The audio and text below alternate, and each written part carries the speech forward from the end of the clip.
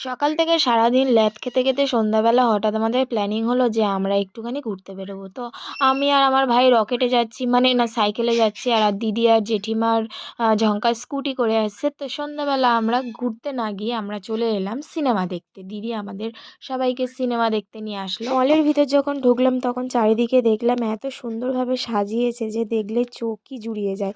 তো আমরা তিনতলায় যাব বলে উপরে উঠে আসলাম। এখানে আমাদের টিকিট দেখছে। আমরা যখন হলের ভিতরে ঢুকলাম তখন দেখলাম শো সবে শুরু হচ্ছে। তো আজকে আমরা সিনেমা দেখতে গিয়েছিলাম হচ্ছে দেবের প্রধান।